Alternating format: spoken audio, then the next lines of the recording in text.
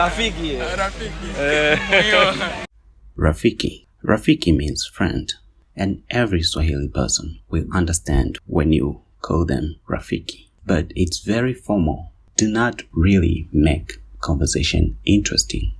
You just make it a little bit tense. So you can use some slangs in Swahili to relax the atmosphere and make the person that you're talking to feel relaxed. So let's see some Swahili slangs that you can use to sound authentic and, more importantly, friendly. For example, the greeting jambo would quickly reveal that you are a non-native Swahili speaker, although it is understood by all native speakers.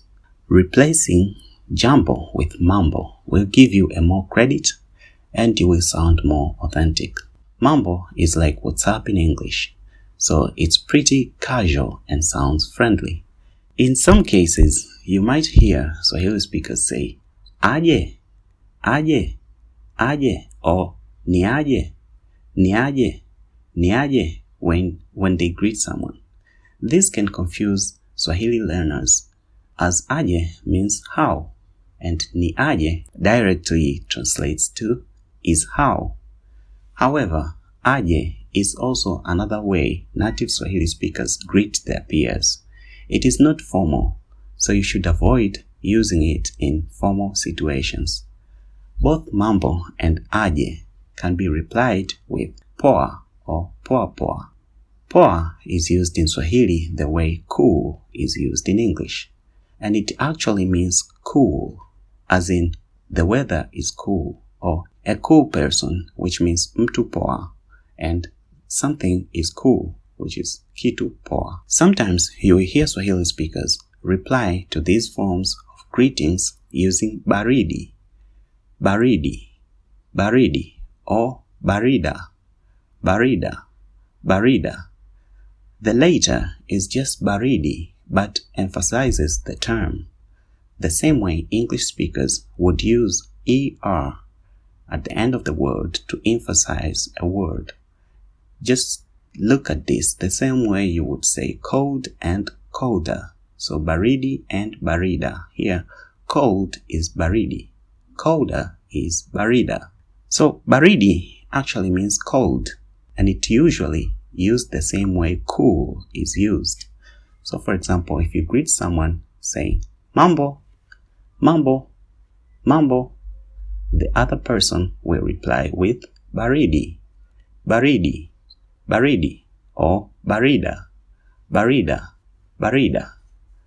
So it's the same way you will use poa, poa, poa. Another example is if you want to know someone's name, then you will say unaitwa nani, unaitwa nani, unaitwa nani, which is more friendly and casual. But this phrase can also be used in formal situations. However, the more formal version of this phrase is jina lako nani, jina lako nani, jina lako nani, or jina lako ni nani, jina lako ni nani, jina lako ni nani. Trying to read the two phrases out loud, and you will find the former is easier to read, while the later is a tad difficult to read.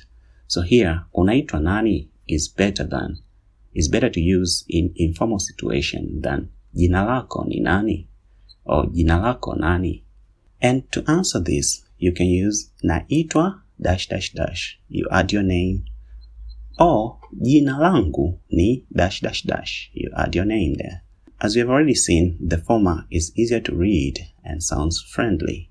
To ask someone how old are they, you can either use una umri gani, una umri gani, una umri gani, or una miaka mingapi, una miaka mingapi. The former sounds more friendly, the later is too formal. To answer this, you will say nina miaka ... You add your age there. If you want to know where someone is going, the formal way is to ask unaenda wapi, unaenda wapi, unaenda wapi, or unakwenda wapi, unakwenda wapi, unakwenda wapi. This can be simplified to just wapi, wapi, wapi, or wapi hiyo, wapi hiyo, Wapi hiyo? Wapi simply means where. So native speakers might just use wapi to ask you, where are you going? In this form, you can also simplify your answer to just say the name of the location you are going instead of ninaenda ... or ninakwenda ... So wapi? Nyumbani, which means where are you going? I'm going home. Nyumbani is home. Or wapi hiyo?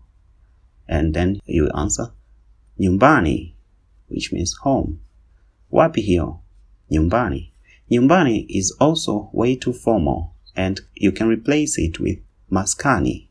Maskani is pleasing to the ear and sounds better than nyumbani. So native speakers might use this in casual conversations. Normally, you refer to a friend as Rafiki, as we have already seen. But if you want to sound more authentic, you can replace it with msela. Msela. Msela. Now this form is used between males. And shoga.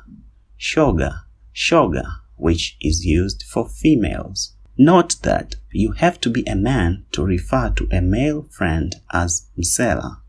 And also, you have to be a female to refer to a female friend as shoga. If a man refers to a woman as shoga, then there will be misunderstandings. In the same way, if you refer to a male as shoga, then there will be misunderstandings. So if you are a female, you can refer to your female friend as shoga. And if you are a man, you can refer to your male friend as msela.